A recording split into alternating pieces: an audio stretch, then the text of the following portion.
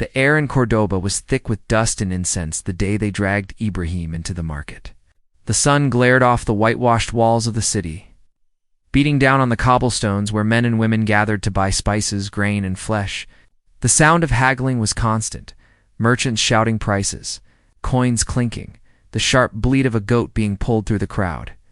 But over it all, louder than anything, was the cry of the auctioneer. Strong arms, good teeth, obedient and trained. The words rang out in Castilian Spanish, but Ibrahim barely understood them.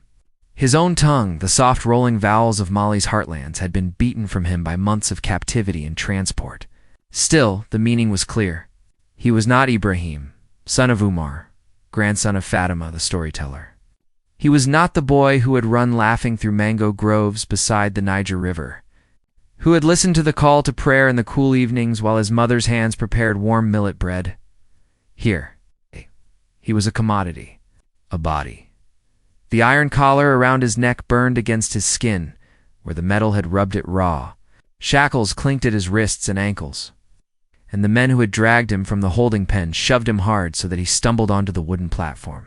He caught himself before he fell, pride forcing his spine straight despite the weight of hunger and exhaustion that bent him. The crowd murmured.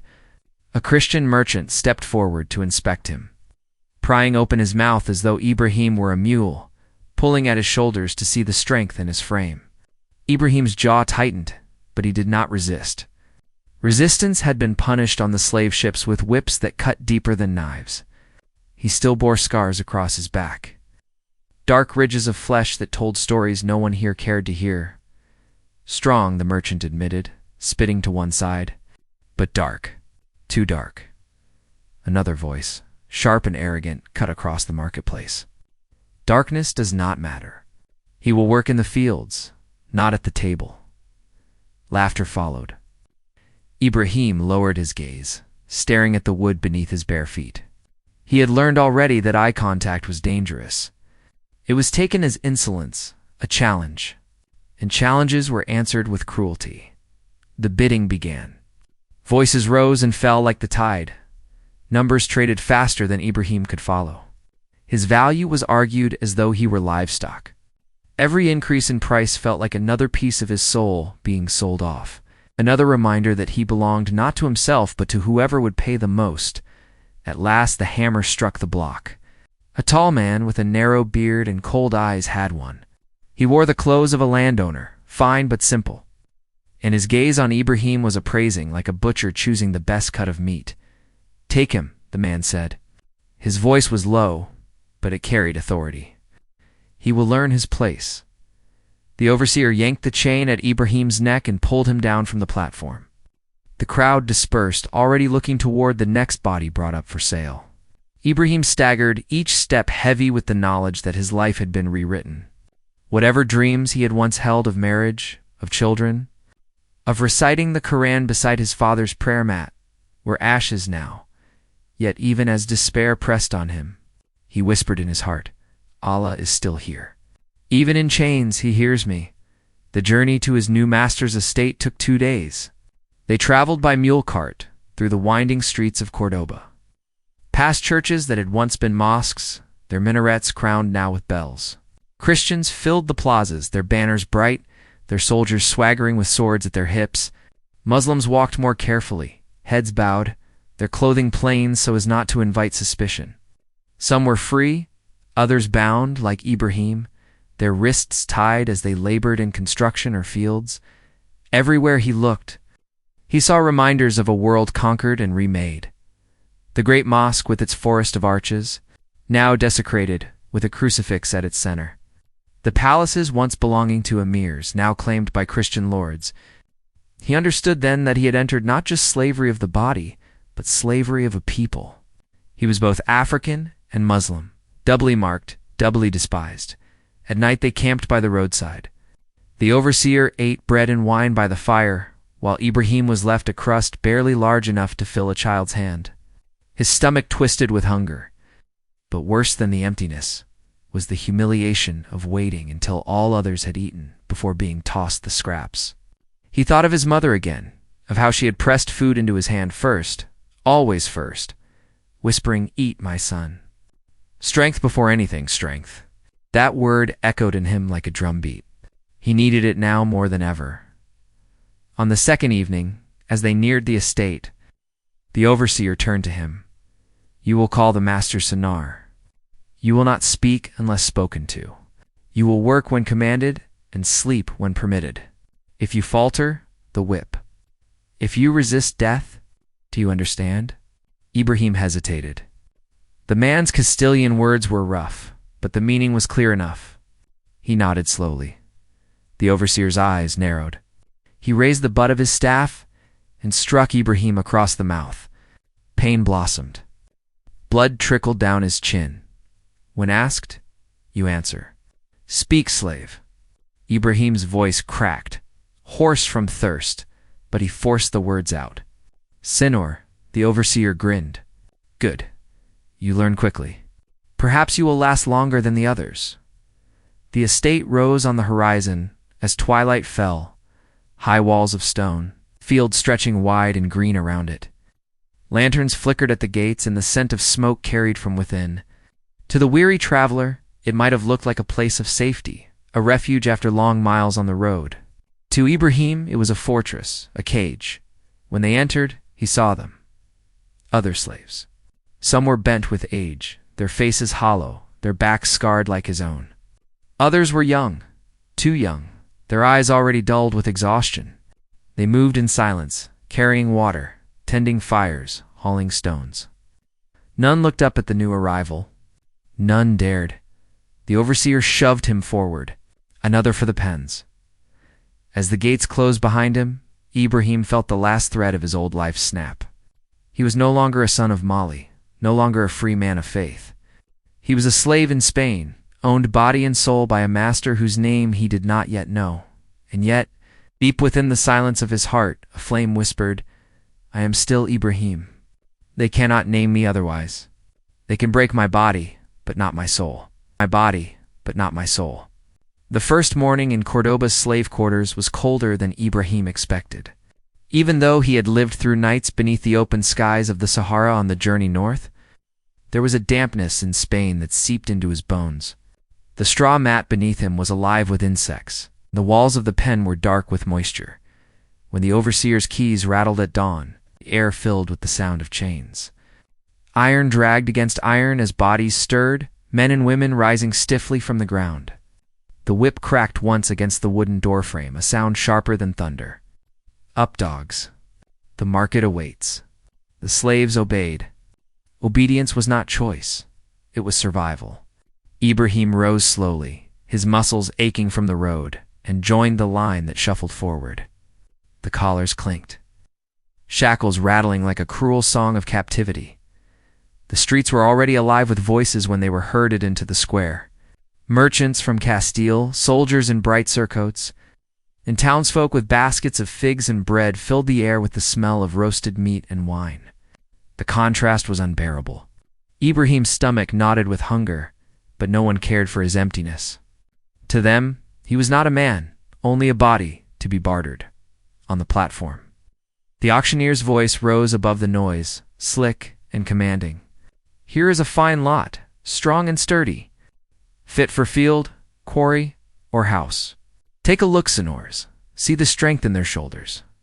One by one, they were displayed. The buyers came forward, prodding muscles, prying mouths open to inspect teeth, striking the ribs to test their endurance. Women were examined more closely, some stripped, their humiliation laughed at. Ibrahim kept his eyes on the ground, the memory of his mother's face his only shield. When his turn came, he was pushed into the center. The auctioneer raised his chin roughly, displaying him to the crowd. "This one is from the south, from the lands beyond the desert. Broad chest, thick arms. He has survived the crossing, proof of his strength." A murmur of interest passed through the buyers. A merchant with gold rings tugged Ibrahim's arm, nodding in approval. "He'll carry stone well. Strong legs." But another sneered. "Too black. Too savage. He won't understand orders." Laughter rippled, and Ibrahim's fists clenched. He wanted to shout that he understood, that he spoke not only his mother's tongue but had learned Arabic. had listened to Quranic recitations, had once even dreamed of becoming a scholar. But his throat tightened with silence. To speak would invite the whip. The bidding began. Silver exchanged hands. Numbers rose and fell until at last the voice of Don Rodrigo de Valcazar cut through. 5 silver dinars above the last offer. The crowd stilled. Don Rodrigo was known. A landowner of vast estates outside the city, his cruelty was whispered about even in Cordoba's taverns. He had once branded a slave across the face for dropping a cup of wine. He had another who had been beaten until he could no longer walk. Yet none challenged him now. His bid was final. The hammer struck. Ibrahim's fate was sealed. He was yanked from the platform and dragged through the square, past children who pointed and laughed, past women who turned their faces away. The chain around his neck pulled tight, choking him as he stumbled behind the overseer. They did not walk long. Don Rodrigo's carriage waited by the gates, its polished wood a stark contrast to the filth of the marketplace. Rodrigo himself sat within, dressed in dark velvet, a crucifix glittering at his throat. His eyes narrow and cold. Studied Ibrahim with the indifference of a man examining a new plow. "This one will do," he said flatly. "Take him to the estate. Break him quickly. I will not have another useless dog eating my bread. Yes." "Senor," the overseer replied. The carriage rolled forward, and Ibrahim was forced to walk beside it, chained to the rear. The city streets gave way to open fields, the sun beating harder as the road stretched toward the horizon. Every step away from Cordoba was a step deeper into a prison without walls. When the estate finally came into view, Ibrahim felt the weight of dread settle on his shoulders. High stone walls enclosed fields of wheat and olive groves. Beyond them rose the manor house, tall and whitewashed, with narrow windows like watchful eyes. The sound of hammers striking echoed from a nearby quarry. Where bent figures hauled stone under the overseer's lash, the gate creaked open, and the chain pulled him inside. The slaves working in the fields paused only for a moment to glance. At him another soul condemned to the same fate. Their faces were hollow, their eyes sunken with exhaustion. Then, as the whip cracked in the overseer's hand, they bent back to their labor. "This is your new home," the overseer sneered. "You'll work until your bones crack. If you resist, you'll bleed. If you falter, you'll die. Welcome to Valcazar land, more." The gate slammed shut, and Ibrahim, son of Mali, once free beneath the wide skies of Africa, knew that whatever life awaited him here would test not just his body, but his very soul. The dawn bell rang before the first trace of light touched the sky. Its iron clang cut through the darkness, dragging the slaves from restless sleep. They rose from the straw mats in the stone barracks, bodies stiff and aching, eyes heavy with exhaustion that never lifted. Ibrahim lay still for a moment, his body refusing to move. His back still burned from the blows of the overseer's staff, and his stomach was twisted into knots of hunger. He had eaten nothing more than a crust of bread the day before. His lips were cracked, his tongue thick with thirst. "Up more," a harsh voice growled. A boot struck his ribs. "The sinner does not pay for you to sleep." He forced himself upright, his head swimming. Around him, men shuffled to their feet, binding rags around their shoulders, tying scraps of cloth to blistered feet. They did not speak. Words were dangerous. Only the shuffle of chains and the wheeze of breath filled the barracks as they filed into the cold morning. The overseer waited. Outside, with a whip coiled at his belt, his lantern casting a weak glow. His face was hard, his eyes sharp as a hawk's. He counted each slave as they passed. And when one woman stumbled, he struck her across the back without hesitation. She bit down a cry and kept walking, tears glistening in the dark. The fields spread wide before them, rows of olive trees and wheat glowing faintly in the starlight. At the edge of the groves stood tools, crude hoes, baskets, ropes. Ibrahim was handed one without ceremony. "Dig," the overseer ordered, "and don't stop until the bell rings again." Ibrahim set to work, his hands clumsy on the wooden handle. The soil was hard, resisting the blade, and each strike sent shocks of pain through his shoulders. The other slaves moved with practiced rhythm, their bodies bent low, striking the earth in silence. Hours passed. The sun climbed, turning the fields into a furnace. Sweat ran into Ibrahim's eyes, his breath ragged, his muscles screaming. Every time he slowed, the overseer's whip cracked near his ear, the sound a threat sharper than steel. By midday his palms were torn, blisters splitting open to bleed. The basket on his back dug into his flesh, the straps cutting like knives. When he faltered, a hand brushed his arm, an old man beside him, his face lined with years of labor. The man said nothing, only steadied him for a moment before returning to his work. That small gesture was enough. It reminded Ibrahim that he was not alone, though the masters tried to strip them of even that comfort. The bell finally rang at dusk. The slaves straightened slowly, groans escaping their cracked lips. Some collapsed to their knees, too weak to stand. But there was no rest. They were herded back to the barracks, where bowls of thin gruel waited more water than grain. Sour with age, Ibrahim ate in silence, the taste bitter, but his body too desperate to refuse. Around him, the others ate quickly, eyes darting toward the overseer who watched from the doorway. No one lingered over food. Hunger was too sharp, and punishment too near. When the bowls were empty, the slaves lay back down on their straw mats. Darkness pressed heavy in the barracks, broken only by the wheezing of breath and the muffled sobs of a woman in the corner. Ibrahim closed his eyes. The smell of earth and sweat clung to him, the ache of his body deeper than any pain he had known before. Yet his mind wandered to distant memories, his mother's voice, the rhythm of drums in his village, the sound of the river at dusk. He whispered a prayer in Arabic, barely moving his lips. Ya Allah, grant me strength for tomorrow. The overseer's boots echoed outside, a reminder that morning would come too soon, and with it, the endless weight of the fields. And so the days began to blur together. Toil, hunger, sleep, repeat. A cycle without mercy, designed not just to break the body, but to grind away the soul. The air was thick with dust. Every breath Ibrahim drew scalded his throat, coating his lungs with grit from the stone quarry. The sun above Cordoba was merciless, baking the earth into a sheet of fire, the light reflecting off the pale limestone so that the world seemed to burn from above and below. He stood among dozens of slavesmen, bent, broken, stripped of pride, dragging massive blocks of stone that would one day form the grand halls of his master's estate. The stones were destined to stand in polished glory, while the hands that carved them bled unseen into the dust. Chains clinked at his ankles as he strained against the crude rope harness biting into his shoulders. His palms, already blistered and raw, slipped against the coarse fibers.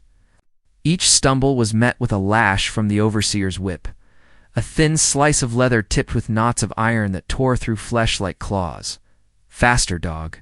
The overseer shouted, spittle flying as he struck Ibrahim's back again. Pain seared through him, his knees buckled, but he forced himself upright. He could not collapse. Not here, not now. Collapse meant death, and death at the hands of these men would not be merciful. The overseer's name was Mateo, thick-necked Spaniard whose face bore the scars of old battles. His cruelty was legend among the slaves. Mateo delighted in punishment, finding reasons where none existed. If a slave coughed, he accused him of slacking. If a slave bled, he accused him of weakness. And weakness was the greatest crime in this pit. Ibrahim's friend, Jacob, faltered beside him, his thin frame trembling under the weight of the stone he pushed. He had been strong once, a mason before his capture, but months of starvation had eaten away his strength. When he stumbled and fell to his knees, Mateo's whip lashed his neck with a crack that echoed off the quarry walls.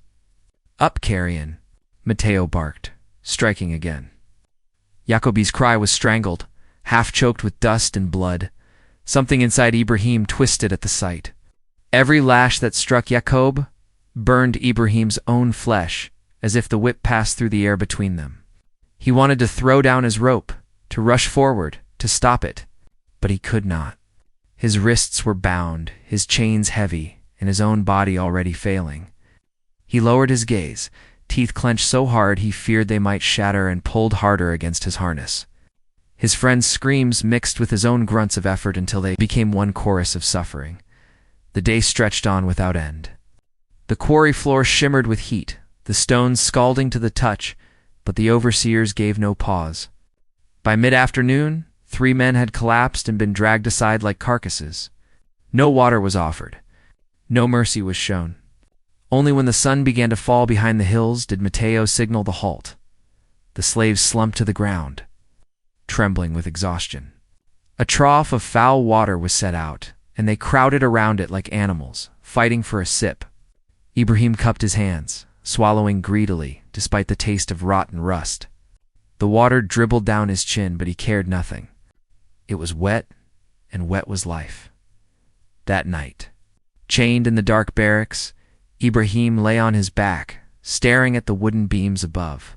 His back throbbed from the lashes, each welt a burning reminder of his humiliation. Around him, men groaned in their sleep, some muttering prayers in Arabic, others weeping quietly into the straw. Jacob lay near him, coughing softly. Ibrahim turned his head toward his friend and whispered, "Brother, can you endure?"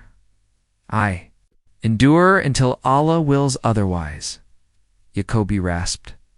His eyes glistened faintly in the moonlight seeping through the cracks. "Do you think he sees us still? Here, in this hell?" Ibrahim swallowed hard. He must, or else. His voice trailed away. The silence between them said what neither dared to utter, or else we are abandoned. The next morning brought no reprieve. Mateo was in a fouler mood than usual, his face red with wine and rage. He ordered the men into line and barked at them to lift heavier loads than before. When one slave, an older man, with white hair and trembling limbs, collapsed at his feet, Mateo's boot came down on the man's chest. "You think you can rest, dog? You think you've earned that?" He sneered. Then he turned to Ibrahim. "You black swine. Lift him. Carry his stone and your own, or I will cut the flesh from your back until your bones shine." The quarry fell silent. Every eye turned toward Ibrahim. His heart pounded as he stared at the fallen man, whose lips trembled in apology. He could barely carry his own weight, let alone another's burden. But refusal was not an option. With a growl born of desperation, Ibrahim bent, hooked his rope to the extra stone, and strained with every muscle in his body. His vision blurred, black spots dancing before his eyes. His knees wobbled, his lungs screamed. But slowly, inch by inch, he dragged both stones forward. Mateo laughed, clapping his hands. "Look at the beast. Strong enough when fear drives him. Strong enough when he knows pain waits at his heels." The laughter cut Ibrahim deeper than the whip. He was no longer a man in Mateo's eyes, no longer a believer, no longer even human. He was a beast of burden, a thing to be broken for the amusement of others. That night, his body lay broken in the straw, but his mind refused to rest. He thought of his mother's voice in faraway lands, of the songs she had sung while grinding millet, of the call to prayer that had once echoed across open fields. He thought of freedom not as a dream, but as a memory stolen from him. Each lash, each stone, each command tore him further from the man he had been, and yet some ember inside refused to die. He whispered into the darkness, more to himself than to anyone else. "They will not take my soul. They can beat the flesh, they can chain the body, but they will not own the heart." Beside him, Jacob stirred, his breathing shallow but steady. Perhaps he had heard, perhaps not. But the words gave Ibrahim a strange strength, a flicker of defiance hidden beneath the layers of pain. The next day would bring more lashes, more stones, more humiliation. Yet as he closed his eyes, Ibrahim clung to that ember. He would endure. He would remember who he was, even if no one else did. And if death came, it would find a man, not a beast. Man, not a beast. The iron door groaned open on rusted hinges. It sounded like the howl of some ancient beast. Ibrahim stumbled forward, shoved hard in the back by Mateo's boot. His hands were bound in front of him, his face swollen from the blows he had taken earlier that day. The overseers had accused him of insolence because he had spoken, because he had dared to hold his head too high while dragging stones. That alone had been enough. Pride, even in silence, was a crime. The dungeon yawned before him. A cavern of darkness that smelled of rot, mold, and centuries of human misery. The air was heavy, damp with the stench of urine and old blood. Chains clinked faintly in the shadows, though whether they belonged to rats or men, Ibrahim could not yet tell. Mateo leaned close, his wine-soaked breath hot against Ibrahim's ear. "You'll learn here. This place teaches even the proudest beast to kneel." With a cruel laugh, he struck Ibrahim across the shoulders with his whip, driving him deeper inside. The door slammed shut, plunging him into total blackness. At first, Ibrahim simply stood there, breathing hard, his ears straining for sound. Slowly, his eyes adjusted to the gloom. The dungeon was little more than a pit carved into the rock beneath the estate. Chains hung from the walls, iron cuffs waiting like hungry jaws. He saw the outline of others slumped in corners, slaves broken by the silence, who no longer had the strength to raise their heads. A guard seized him by the arms and shackled him to the wall. The cuffs bit into his wrists, cold and unyielding. He tried to shift his weight, but the chains allowed only a few inches of movement. He was a fly pinned in a spider's web. The silence pressed against his skull, louder than any whip. He had endured pain before pain was constant, a familiar enemy, but silence was something new. Here, in this pit, there were no voices of fellow sufferers to remind him he was not alone. Only his own breath, the drip of water from the ceiling, and the faint scurrying of rats in the dark. Hours bled into days. Time lost its shape. He was given food only once every 2 or 3 days, hard bread, and a bowl of water so foul it reeked of rust. Hunger gnawed at his belly. Thirst parched his throat until his tongue cracked. The overseers did not forget him. They visited not to feed, but to break. Sometimes Mateo came himself, stepping into the dungeon with a torch to illuminate Ibrahim's suffering. He would mock him, whisper poison into his ears. "Where is your God now, Moor? Where are your prayers? He has abandoned you. Look at your rotting in chains like a rat. Perhaps he never cared for you. Perhaps he made you to serve men like me." Other times, the guards would leave him in total darkness for so long that his own mind became his torturer. He saw visions in the black, his mother calling to him from the fields of his childhood. Yaqub's face twisted in agony, the master's whip rising again and again. Sometimes he thought he heard the muezzin's call to prayer echoing faintly through the stone. But when he strained to listen, it was gone, leaving only the maddening drip of water. He tried to pray. At first, his prayers came steady, whispered verses that steadied his heart. But as days dragged on, the words faltered. His tongue was heavy, his mind clouded. Once, in despair, he cried aloud, "Ya Allah, have you turned your face from me? Am I forgotten in this pit?" His voice echoed against the stone and died. No answer came. One night, Mateo returned with another overseer. They dragged Ibrahim from the wall and forced him to his knees. A torch burned in Mateo's hand, casting cruel shadows across his scarred face. "You think silence makes you strong?" Mateo sneered. "No, silence breaks you. It eats you alive. Soon you will beg me to hear your voice." He gestured, and the other man pressed a heated iron close to Ibrahim's skin. The glow singed the air near his face. The smell of burning metal sharpened his nostrils. Ibrahim clenched his jaw, refusing to cry out, though terror thrashed in his chest. The iron touched his arm. Pain exploded through him like fire. His scream tore from his throat despite himself, echoing through the dungeon. The overseers laughed, their shadows dancing like demons on the walls. When they left him chained once more, the burn still searing, Ibrahim hung his head. For the first time since his capture, tears streamed down his cheeks. He wept not only for his pain, but for the breaking of his will. They had forced a cry from him. They had stolen even his silence. Yet even in despair something stirred. That night in the blackness, Ibrahim remembered the words of his father long ago, spoken by the fire in their village. "A man is not his chains. A man is what he carries inside. They can bind your hands, but not your heart. They can cage your body, but not your soul. The memory was a fragile thread, but he clung to it. Slowly, painfully, he began to recite again the verses he thought he had forgotten.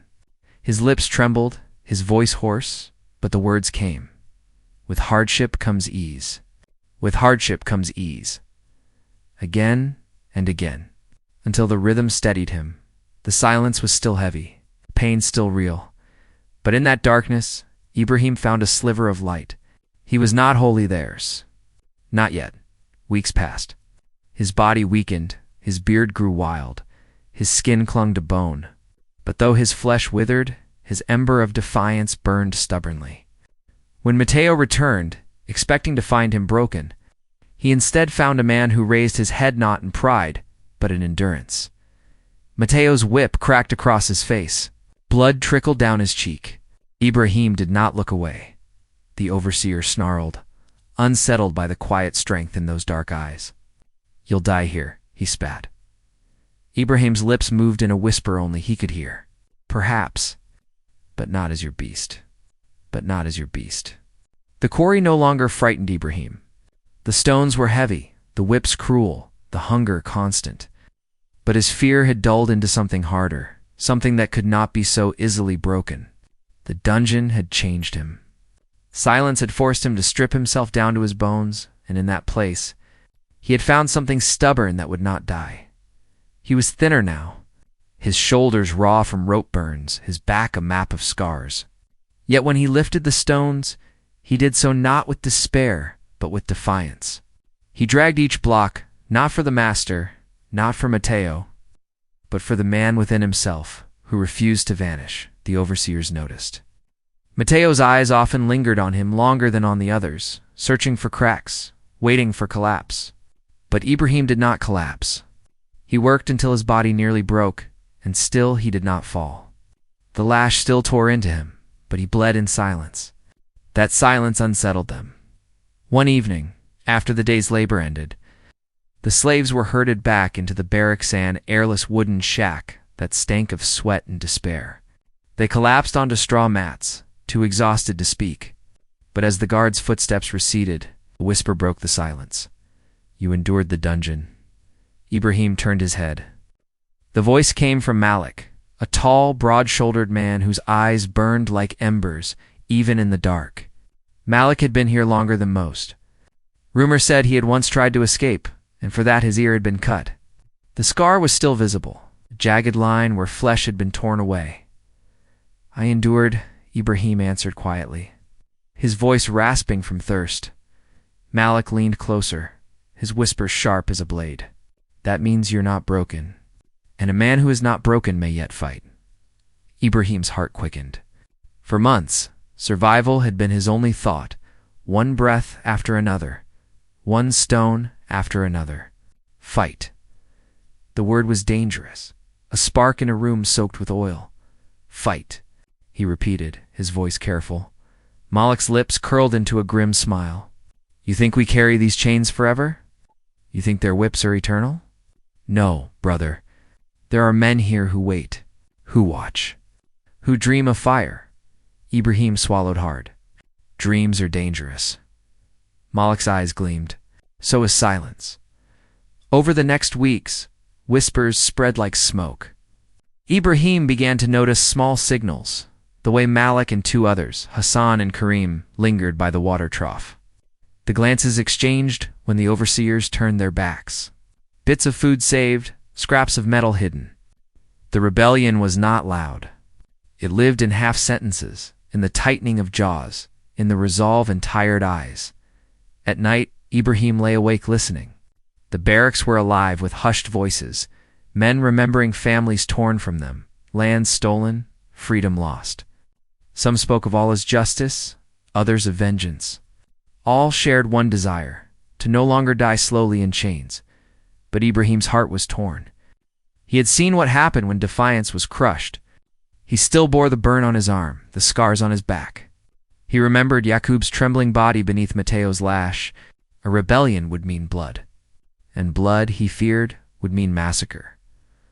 One night, as the moonlight filtered weakly through the cracks in the barrack walls, Malik whispered to him again, "You fear what will come. I fear more chains, Ibrahim admitted. I fear they will kill us all before a single blow is struck. They already kill us, Malik said softly. One stone at a time. One lash at a time. Would you rather die with a whip at your back or a blade in your hand? Ibrahim's silence was answer enough. The decision came not in words, but in fire. It was late summer, the heat oppressive even at night. The slaves were marched back from the quarry under a blood-red sunset. The air tasted of dust and smoke from distant villages. As they entered the barracks, Ibrahim noticed Hassan slip something beneath the straw shard of iron, jagged and sharp. Later, when the guards had gone, Malik gathered a few men close. Ibrahim found himself among them. It begins soon, Malik whispered. His voice was low but steady, as if he had waited years for this moment. The guards grow careless. Tomorrow night, when the moon is highest, we strike. We kill them in their sleep. We take their blades. We burn the storehouse, and we run. The words sent a tremor through the group. Fear and hope mingled like storm clouds. Some nodded fiercely. Others crossed themselves or whispered prayers.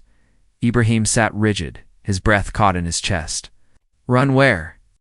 Beyond the walls lay mountains, forests, soldiers. Escape seemed impossible. And yet, was it more impossible than freedom itself? Malik's eyes sought his. You have strength. We need you. Ibrahim looked away, his jaw tight. He thought of his mother, of her soft hands, of the lullabies she had sung. He thought of Yaqub's whispered prayers in the night, prayers that had faded into silence weeks ago when sickness claimed him. He thought of Mateo's laugh, of the master's sneer. Tomorrow night, Malik said again, and so the choice was set. That evening, Ibrahim could not sleep. He stared into the darkness, listening to the restless breaths of men who stood on the edge of rebellion. His heart thundered with dread and a strange exhilaration. Tomorrow, the world would change or end. At dawn, the overseers marched them once more to the quarry. The day was like any other: dust, sweat, blood. But everything felt sharper, as if the air itself hummed with tension. Mateo's whip cracked, but Ibrahim barely flinched. By nightfall, his body ached, as always. But his spirit trembled with anticipation. When the guards locked the barracks and left, silence hung heavy. Then Malik's whisper broke it. Tonight, hands reached into straw. Pulling hidden shards of metal, sharpened stones, stolen knives, Ibrahim's hands were empty. He had not taken any weapon. His weapon, if he chose to wield it, was his own body, his own rage. The moon climbed high. Shadows stretched long across the ground. Malik gave a signal, a soft cough, twice. The men rose like wraiths. Ibrahim's breath caught as he stood, his chains clinking softly. He glanced at the door, then at Malik's determined face. The choice loomed before him: remain chained, or step into fire. He thought of Mateo's voice in the dungeon. This place teaches even the proudest beast to kneel. Ibrahim's jaw tightened. He was not a beast. He rose fully, his muscles taut with resolve. That night, the barracks door opened, not with despair, but with fury. Malik and Hassan slipped out first, blades glinting faintly. Ibrahim followed, his heart pounding like a drum. Beyond them, the guards slept in their quarters, their weapons near at hand. The slaves moved like shadows across the yard. The rebellion had begun. The rebellion had begun. The yard was drowned in silver moonlight, every shadow deep as a wound. The slaves moved silently, their chains muffled with rags, their breath tight in their throats. Every heartbeat seemed loud enough to wake the guards. Ibrahim's hands were empty, his weapon only his body, his rage. Malik carried a stolen blade, a rusted farmer's knife, its edge uneven but deadly in the right hands. Hassan clutched an iron shard, sharpened against stone. Others carried little more than fists, stones, and hope. They crept toward the guards' quarters, a squat wooden structure at the edge of the yard. Smoke drifted faintly from its chimney. Inside, laughter and the clink of mugs still echoed. Some guards were awake, drinking deep into the night. Wait, Malik hissed, raising his hand. They crouched in the shadows of the storehouse. From a crack in the wall, Ibrahim glimpsed the scene. 2 guards seated at a table. Mugs of ale before them, their muskets leaning carelessly by the door. Another snored loudly in a chair. Malik's jaw tightened. He mouthed a word. Now, Hassan moved first, slipping to the side door, pushing it open with careful hands. For a moment, only the drunken laughter filled the night. Then an explosion of violence, Hassan lunged, driving the shard into a guard's throat. Blood sprayed across the table. Malik rushed in, blade flashing, buried it in the chest of the second man before he could reach his musket. The snoring guard awoke with a startled cry, fumbling for his pistol. Ibrahim surged forward, slamming into him with his full weight. The man toppled, his pistol clattering to the ground. They wrestled in a tangle of limbs and curses until Ibrahim's hands closed around the man's throat. He squeezed, rage flooding through him, till the man's struggles stilled. Silence, heavy, broken silence. The rebels stood panting, bloodied, their chests heaving. The floorboards were slick with gore.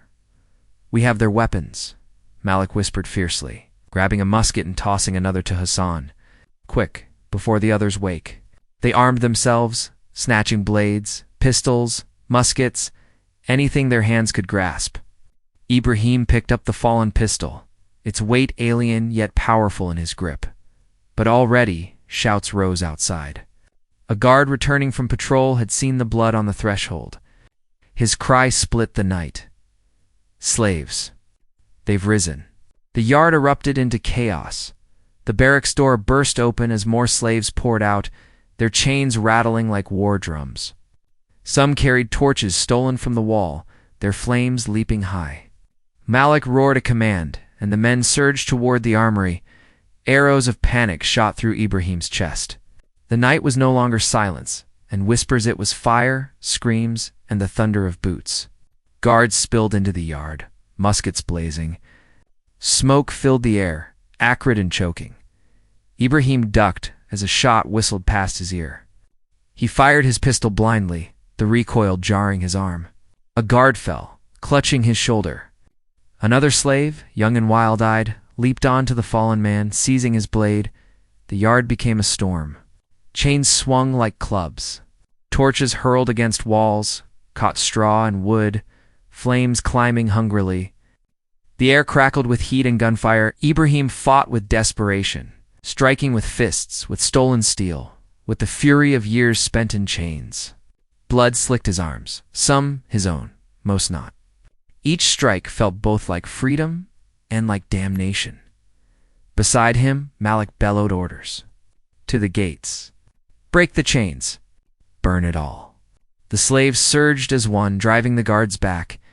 The overseers, drunk with arrogance, had never imagined such fury. Some fled.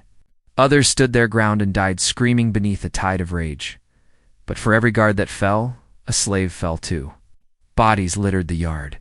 The air reeked of smoke and iron. Ibrahim's eyes burned as he caught sight of Mateo. The overseer strode. From the master's house, whip in one hand, pistol in the other, his face twisted in fury. He cracked the whip, and the sound split the air like lightning. "You filthy animals," he roared. "You'll all hang by dawn." The sight of him froze Ibrahim. Memories slammed into Himeneo's voice in the dungeon, his lash tearing into Jacob, his mocking laugh. Rage, unlike anything he had ever known, surged through him. With a wordless cry, Ibrahim charged. Mateo fired. The shot grazed Ibrahim's shoulder, hot pain searing him, but he did not stop. He slammed into Mateo, the 2 men crashing to the dirt. The whip lashed around Ibrahim's neck, choking him. Stars exploded in his vision as he clawed at the leather, but strength born of fury drove him. He seized the whip, yanked it from Mateo's hand, and wrapped it around the overseer's throat. Mateo Claude gasped, eyes bulging. "Do you kneel now?" Ibrahim growled through clenched teeth. He pulled tighter. Mateo's struggles weakened, then stilled. The man who had broken so many lives lay lifeless at his feet. Ibrahim staggered back, chest heaving, blood pouring from his wound. For a heartbeat, the world was silent, but for the crackle of fire. Then Malik's voice rose again, to the gates. Freedom lies beyond. The slaves surged toward the outer gates. Their numbers thinned, but their spirit burning hotter than the flames consuming the compound. The gates loomed tall, iron-banded, and heavy. But chains and fire weakened even iron. Men heaved together, ramming stolen beams against the wood. Muskets roared behind them as the last guards fought desperately.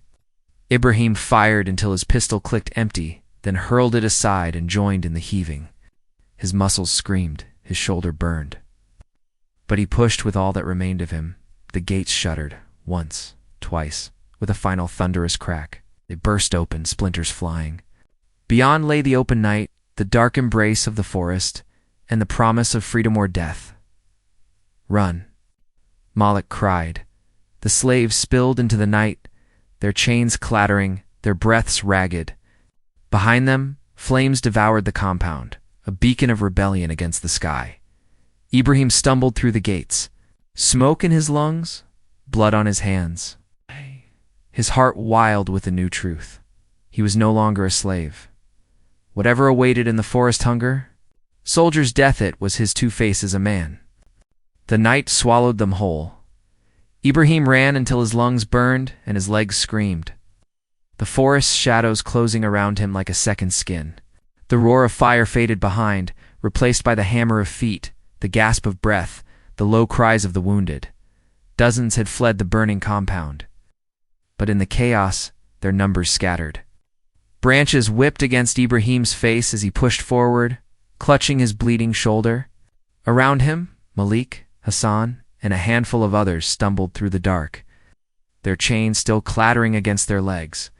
For a brief, wild moment, the air seemed lighter. No overseer's whip cracked above them. No guard's musket barked commands of death. The night was their own.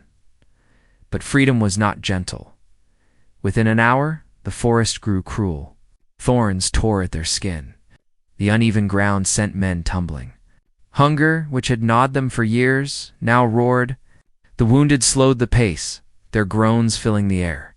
And behind them echoed the faint, distant sounds of pursuit. "They'll come," Malik said grimly, as he leaned against a tree, wiping sweat and blood from his brow. Soldiers from the fort? Hunters. Dogs. The word dogs made Ibrahim's stomach clench. He had seen what tracking hounds did to runaways. Flesh torn, bones snapped, screams cut short. "Then we keep moving," Ibrahim rasped, forcing himself upright. "We don't stop until the sun rises." By dawn, their bodies were a little more than shadows. They collapsed in a hollow beneath twisted roots, the air damp with earth and rot. Hassan tore strips from his ragged shirt to bind Ibrahim's wound, but the cloth was filthy, the blood soaking through almost at once. "I'll live," Ibrahim muttered, though pain throbbed with every heartbeat. Malik crouched beside him, his face hard. "You killed Mateo?" Ibrahim nodded. The memory of the whip tightening around his throat was still raw, but so too was the moment he had pulled it away. He won't lash anyone again. Malik's mouth twitched something between approval and sorrow. "Good. But it makes us marked. They'll hunt harder now." The group fell silent. Some wept softly, their tears mixing with mud. Others stared blankly, too numb even for grief. In the chaos of fire and blood, many had lost brothers, wives, children. Their freedom began with absence, the weight of ghosts pressing close. 3 days they wandered the forest. They drank from streams, their bellies twisting with hunger. Roots and bitter berries kept them alive, though the taste of each was ash. Wounds festered. Fever claimed 2 of the men, their bodies left beneath crude cairns of stone. Yet even in misery, a strange strength grew. Chains were broken against rocks. Shackles slipped free from bleeding wrists. With every mile, the weight of iron lessened, but the scars it left would never fade. At night, Ibrahim listened to the forest, the calls of owls, the rustle of unseen creatures, and sometimes the echo of dogs. Each time, he gripped a stone or stick and told himself, "If they come, I will not kneel." On the 4th night, as the moon lit their weary faces, Malik spoke of the sea. There are ports north of here. Ships that carry men to Spain, to Cuba. If we reach one, perhaps we can stow away." Ibrahim thought of the ocean, the endless blue he had crossed once before. Shackled in a slave ship's hold. The sea had brought him into chains. Could it carry him out? But before hope could root, the sound came, the baying of hounds. They ran. Branches tore at their skin, mud sucked at their feet, the hounds' cries rising, closer, closer. Behind the dogs came men shouting, armed, merciless. Ibrahim's heart thundered. He stumbled beside Malik Hassan at his other side. The weaker ones fell behind, their cries ending in screams and gunfire. Faster. Malik shouted, though his own breath rattled. They burst into a clearing. The moonlight revealed a cliff edge, sheer rock plunging into a river below. The water glinted, dark and fast. Trapped, the dogs' snarls grew louder. Figures emerged from the trees, armed men, muskets glinting, torches blazing. "Run no more, devils," a soldier bellowed. "Yield, and you may yet live." Ibrahim's blood boiled. Live? Live in chains again? Live to feel the whip? To bury brothers in shallow graves? No. He turned to Malik, whose eyes burned with the same fire. Then to Hassan, trembling yet resolute. "We jump," Ibrahim said. The soldiers raised their muskets. Ibrahim seized Malik's hand, then Hassan's. For one fleeting heartbeat, they stood as brothers at the edge of the abyss. Then they leaped. The river swallowed them whole. The water was cold as death, surging with the fury of storms. It dragged them down, spinning, choking. Ibrahim fought, his chest aflame, until at last his head broke the surface. He gasped, flailed, searched. Hassan's voice cried out, ragged. Malik's head bobbed, sputtering curses. The current seized them all, dragging them far downstream. When at last they crawled onto a stony bank, the world spun around them. Their bodies were broken, their limbs heavy, yet they lived. The soldiers' torches flickered distantly atop the cliffs. Their shouts grew fainter. The river had carried the fugitives beyond reach for now. Ibrahim lay on his back, staring at the stars, water streaming from his face. His chest ached, his shoulder burned, but a wild laugh broke from his throat. "We live," he whispered. "By God, we live." The others joined in, laughter that was half sob, half defiance. Echoing across the night, freedom had cost blood, fire, and graves. It had torn their bodies and souls. But still, against every chain, every lash, every soldier's bullet, they endured. And so long as breath filled their lungs, they would endure again. They would endure again. The morning after their leap into the river came with silence. Ibrahim woke to the sound of running water and the ache of every muscle in his body. His shoulder throbbed, the wound raw and festering. His lips cracked with thirst, though he had swallowed more river than air. For a moment he lay still on the pebbled bank, watching mist rise from the water's surface. Then the memories returned, fire, screams, the leap from the cliff. The faces of the dead burned behind his eyes. He sat up slowly. Around him, Malik and Hassan still breathed. Malik's leg was twisted, swollen badly, but he was alive.